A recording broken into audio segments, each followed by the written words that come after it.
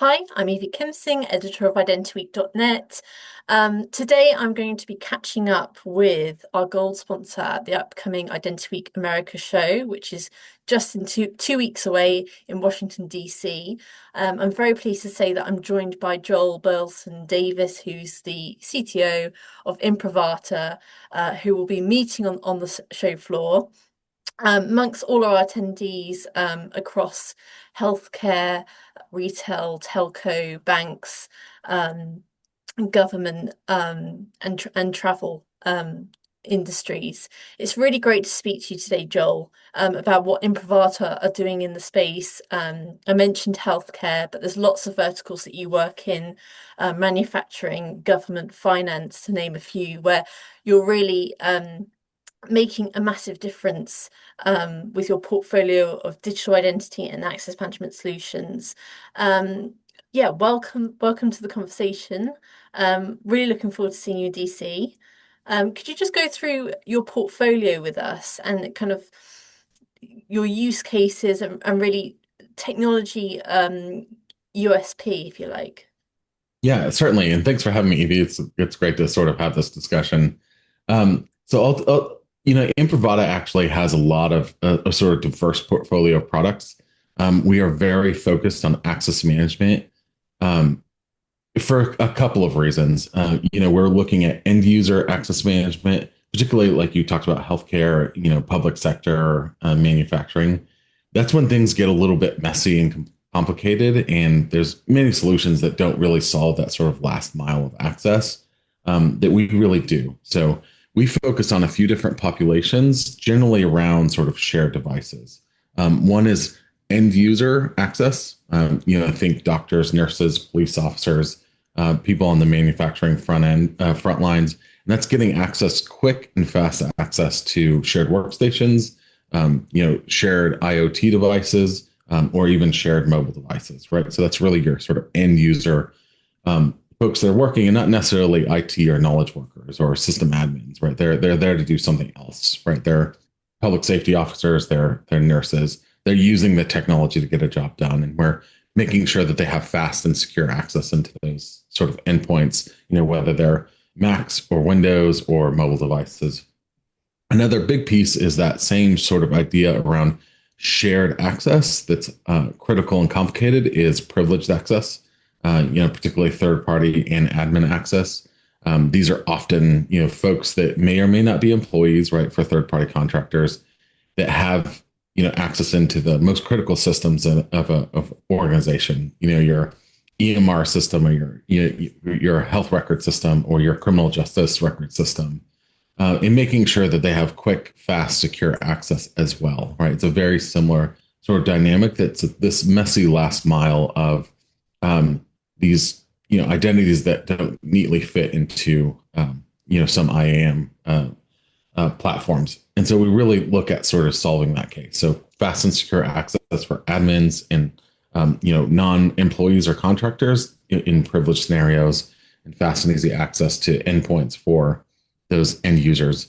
And we bolster that all with sort of intelligence, with an intelligence layer to be able to do analytics on how operationally efficient are those tools being, really helping us out, and how much risk are we introducing to the environment. So that's the high level view of our entire sort of portfolio and what we're after. And you've mentioned those core capabilities.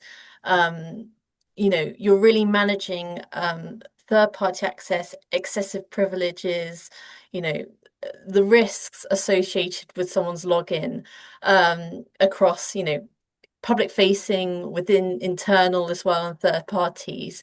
Um, what are some of the key access management challenges you're hearing from in those sectors? Because I imagine there's, those systems are really critical Mm. um, in those contexts. Yeah, absolutely. So it's really interesting how, over time, there's a few themes that have really emerged between, with what our sort of customers are trying to do with our technology, and in particular the challenges. One, we already mentioned, is like fast access. Many of the end users aren't necessarily using technology for the sake of technology. They're using technology to do a job, right? nurses, doctors, people on the manufacturing line, public safety officers. And so it's really critical to give fast access to those systems and sort of get out of the way so that they can do their job.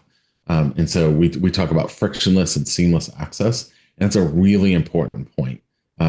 Many organizations trying to sort of deploy systems have found those that populations like those that I just mentioned will reject technology if it messes with their ability to do work. And that should never really happen. So that's one big constraint.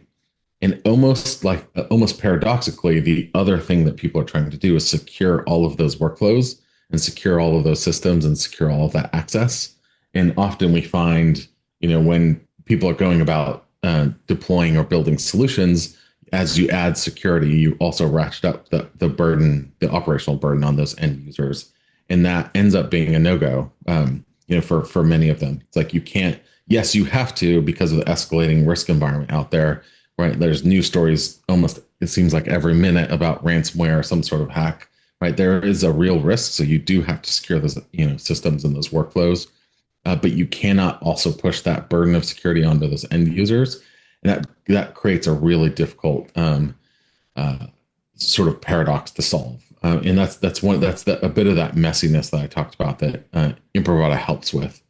And then the third thing that sort of overlays that is often if you talk about the health sector or public service, if you talk about NHS or you talk about in the U.S. The healthcare systems here, margins are low, like money is tight, and so anything that's done has to have a really significant return on investment. And it's not just sort of monetary constraints. There's time constraints, right? There's what people can spend their time doing. And so it's really important that even as you attempt to secure those systems and make access easy, you also have to prove or go to your organization with when we implement some technology, it's actually going to improve, make things faster, make things more secure, and be cost effective, right? And have good return on investment. And those three things we see sort of regardless of industry when we're really talking about access management in these cases. And specific to shared mobile devices, what are the benefits and challenges compared to bringing your own device or individually assigned devices? Yeah, so shared mobile or mobile devices in general, right? This is a new modality of work that lots of different industries are engaging with, and there is a lot of the industry figuring out should we just assign a device, to every single person out there, or should we leverage a shared model? We think that the best option is to use a shared model for a lot of different reasons. First, one-to-one device issuing for larger organizations can get incredibly expensive. You think, a flagship iPhone or Android phone, particularly iPhone, you're talking about $1,000 a phone. If you have 100,000 employees, that gets really super expensive. And then we also find that regardless of, how they're issued, without a, sort of technology and management program in place, there's a high amount of device loss, right? For some organizations, like up to 23%.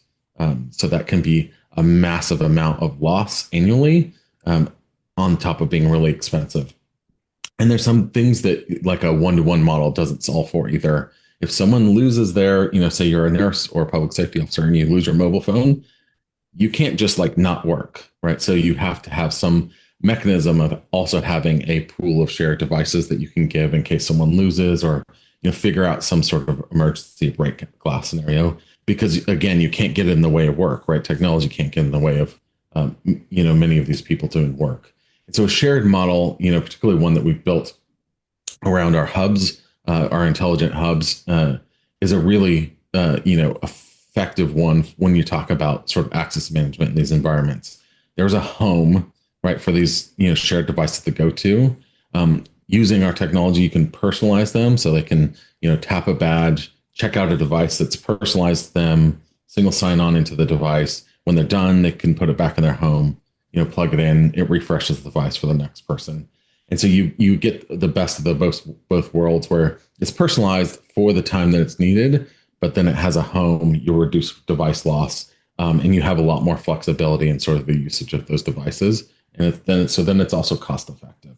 And so you really go after those It makes access easier, especially in when you talk about losing a device, better return on investment.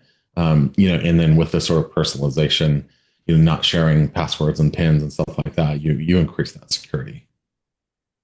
Yeah, I think I totally agree. I think organizations have a lot to think about with security, not just internally, but you mentioned as well, you focus on access management for third parties. Why do they pose such a threat, and why is securing access a challenge? Yeah, this is another great sort of one of those edge cases of access management. So third parties have been for I think the last 20 years the number one cause of breach in any organization. And it's because it's really the sort of relationships there are a lot more complicated. And they have been getting more and more complicated as the industries have changed. There are core functions of businesses that are now being completely outsourced to third party organizations that are non employees that have become sort of really core parts of their business, whether it's HR or finance or billing, um, IT operations, whatever it is. And there are some significant things that happen there. One, those aren't your employees. You don't control their identities. You don't control their security program. You don't control the way that they deploy or manage their endpoints or their systems. And so there's a lot of sort of unknown. And so you can't treat them as if they're inside of your security program managed the same way. But they're often so core to the business that they may or, they might as well be employees, functionally for the business, for the outcomes of the business. And so you have this a little bit of a juxtaposition of core central access needed in a scenario where they're less trustworthy because they're literally not in your administrative domain, they're not under your security program.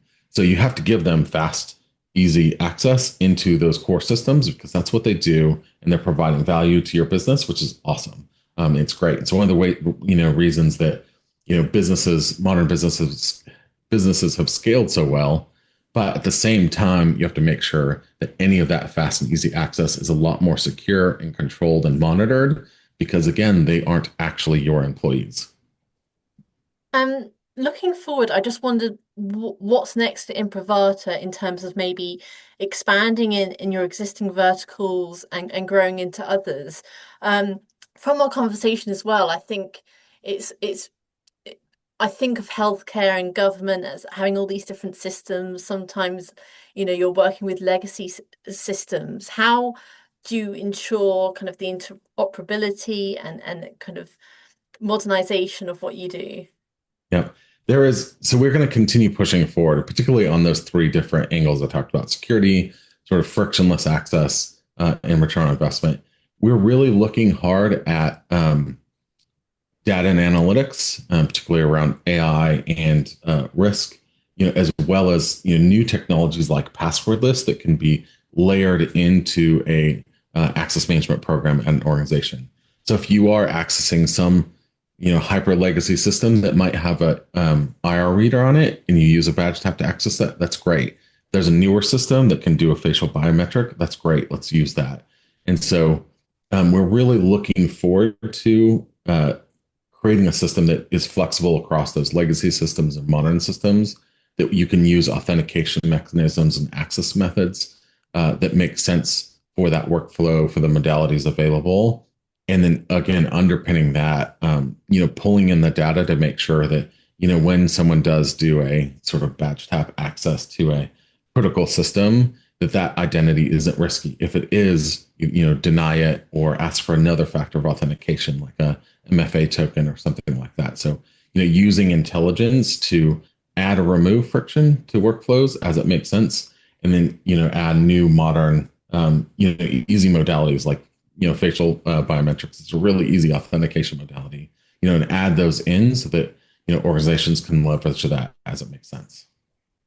Great. Thank you so much for your time today. As I said, in 2 weeks' time, we will be meeting you on the show floor in Washington, D.C., where anyone can obviously speak to you about your solutions and these emerging technologies. Really great to speak to you, Joel. Thank you very much. Yeah, thank you so much, Evie.